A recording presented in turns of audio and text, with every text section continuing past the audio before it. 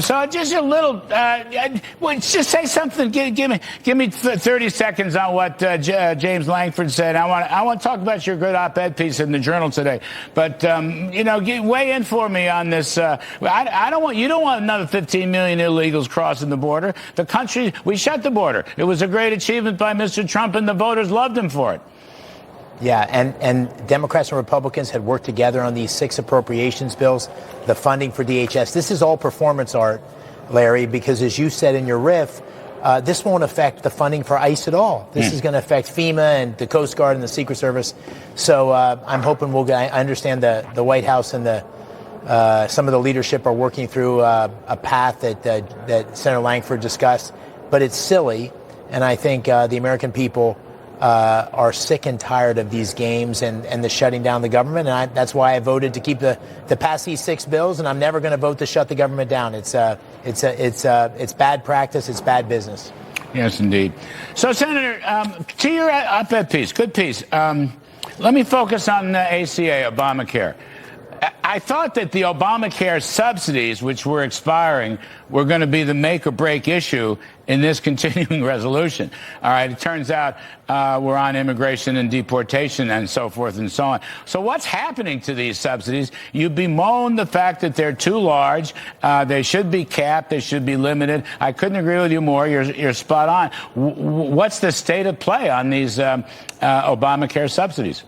Well, just the piece, the op-ed was really the perspective of a business guy who, couldn't imagine that you would be trying to put these modest reforms in place, whether it was on the Medicaid reforms we did in the Working Families Tax Cut Act, or whether these modest reforms that we're trying to do in the ACA subsidies.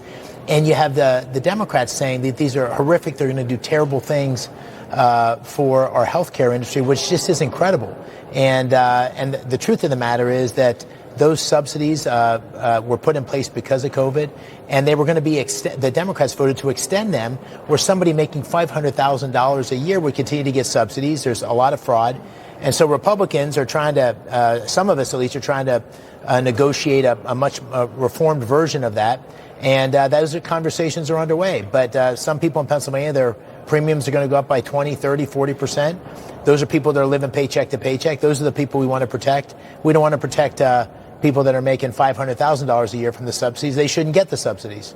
So the idea, so that's been pushed back, all right? That's not a deal maker or a deal breaker. Those conversations are continuing. In other words, you have yet to reform or revise the policy. That's right. It hasn't happened yet. And, the point I make in the op-ed is that we did make reforms in the case of Medicaid, and you would have, the screaming, like the horrific. And the truth of the matter is it slows the rate of growth from 4.5%, 5% to 2.5%, the rate of inflation. So we're still going to have $800 billion of new spending, additional spending over the next 10 years. And, this is when you come to Washington like I did and like you did, you want to make a dent in this out of control spending. You want to reform it. And the op-ed was just saying how hard it is to reform. And honestly, it ended with the point of if I was a CEO and told my shareholders that I was headed to bankruptcy, I had no plan to reduce spending or reform, I'd get fired on the spot. And maybe that's how we should think about some of our elected officials. I think, Senator, can I make this writ large? Okay, Medicaid and Obamacare, and this is welfare fraud. Yeah. And unfortunately, it's all across the country. Now, it surfaced, I guess, in Minneapolis with the Somalian welfare fraudsters, and there's now a new assistant attorney general, I guess, who's going to look after that, and I'm sure the agencies, I'm sure Congress will want to go in. This goes back to what Elon Musk wanted to do with waste, fraud, and abuse. The GAO study that there was $550 billion of waste, fraud, and you see what I'm going at? Absolutely. You're a smart guy. You're a very smart guy, and you're a super successful person in private business and so forth. But I think your battle is just beginning. I think the amount of fraud is so huge in all these big states, Senator, that I won't say there's no end to it, but you know what? This looks like there's no end to it. Well, and Minnesota, the $9 billion of fraud there is just the tip of the iceberg. Yeah. And you look at any of these programs, whether it's SNAP or whether it's Medicaid or Medicare, there's enormous fraud. There's enormous misappropriation of the taxpayer dollars. And we need to tackle this. The DOGE effort was designed to do just that.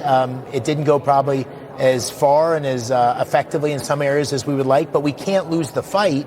We got to keep pushing on this because ultimately we're on an unsustainable path. And the best way to deal with that path is to root out this waste, fraud, and abuse in our government. And I would challenge anyone to make the case that it isn't pervasive and that it isn't a huge cost to the taxpayer. I mean, basically, you know, just to put it, I don't want this to be any harder than it needs to be. Big government socialism. Big government socialism has been stealing the taxpayers blind, Senator. You know it. I know it. Lots of other people know it. I dare say there are some Democrats that know it, but they're afraid to step up to it. You know what I mean? It's endemic. It's endemic to the size and scope of government, stealing taxpayers blind. And somebody's got to stop it. Yeah, you're right.